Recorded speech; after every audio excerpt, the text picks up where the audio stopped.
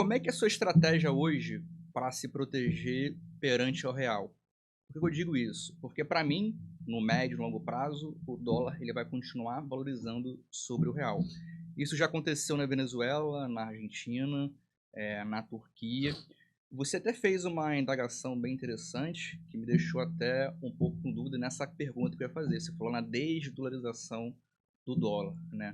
Mas para mim o Bitcoin hoje, ele é uma arma para nós brasileiros que vivem só com moeda real. Então para mim o Bitcoin hoje virou necessidade pública para o brasileiro se proteger contra essa moeda fraca que a gente tem, que é o real. Porque daqui a pouco o dólar pode ir para 7, para 8, para 9. Essa é a minha opinião.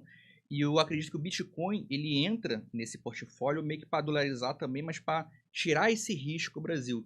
Então hoje eu enxergo muito o Bitcoin nessa pegada de proteção de patrimônio, entendeu? Beleza, o dólar vai para 7, 8, 9, 10, o que eu vou fazer para me proteger? Eu acredito muito que o Bitcoin na carteira, as criptomoedas, entram nesse tipo de estratégia para blindar o capital perante essa possível valorização do dólar. Hoje, o que você acredita? Como é que você pensa sobre a gente ter essa moeda fraca? Como é que você se blinda? Como é que você vê o Bitcoin assim? É, legal. Quando eu falo assim, estamos comprando Bitcoin, eu não falo estou comprando Bitcoin. Eu estou vendendo reais. Sim. Você entende? Muda completamente sua perspectiva. Eu vendo reais, cara. Eu tento vender real o tempo todo. Eu tenho que vender real. Eu tenho que vender aquilo que eu não acho que vai se valorizar. E você vai vender aquilo por coisas que você acha que tem maior capacidade de preservar o seu valor. Agora, eu também não sou da linha que tudo isso tem que estar em cripto. Né? Tá Uhum. trocando todo o risco da minha moeda fiduciária por todo o risco do ecossistema cripto. Total, total. Entendeu? Então, por exemplo, eu também tenho minhas dúvidas do quanto eu quero estar dolarizado. É Uhum. muito bom estar dolarizado contra o real, mas é bom estar dolarizado num mundo onde a hegemonia norte-americana está sendo mais questionada do que nunca desde o final da Segunda Guerra Mundial? Né? Dólar já foi um ativo muito mais forte. Mesmo em relação à preservação do preço do dólar no câmbio, não é essa a questão. A narrativa do dólar já foi uma narrativa muito mais forte. Uhum. E ela foi enfraquecida e ela está no ponto mais fraco que nós conhecemos da história norte-americana desde o final da Segunda Guerra Mundial. Começou o seu decaimento com a perda do lastro do dólar para o ouro em 71 com o Nixon Shock, né, quando o presidente Nixon tira o lastro do dólar.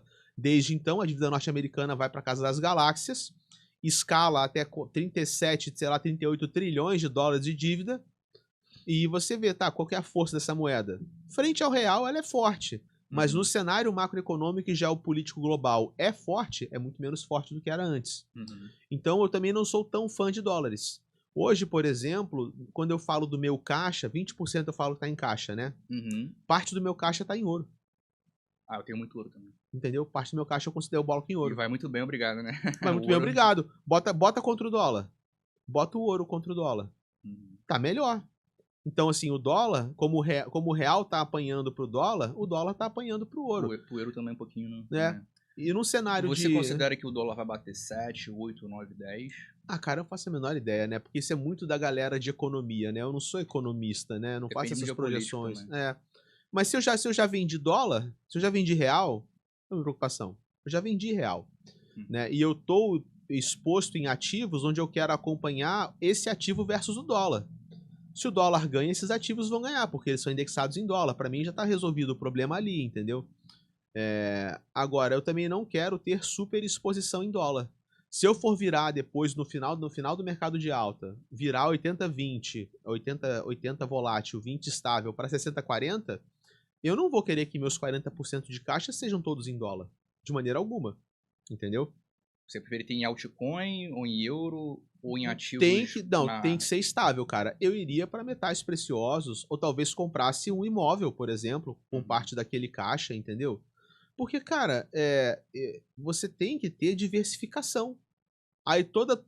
todo teu caixa é dólar e é circle. Aí tu topa o risco dólar e tu topa o risco circle, Exatamente. com o que deveria ser uma posição estável.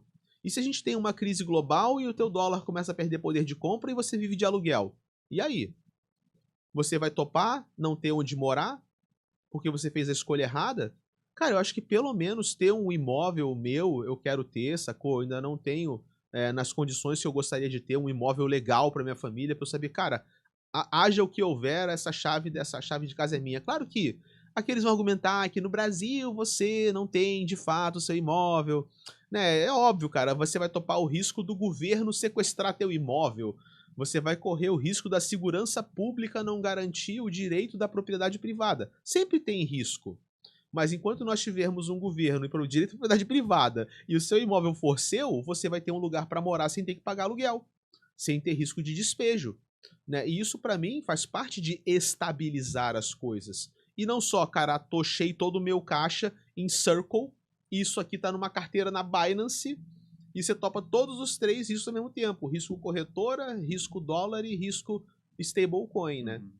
Então, Legal. assim, eu hoje, por exemplo, eu boto parte em ouro, né, do meu caixa, porque eu também quero ter um hedge contra o dólar num cenário de agravamento geopolítico, né, que a gente pode ter daqui para frente.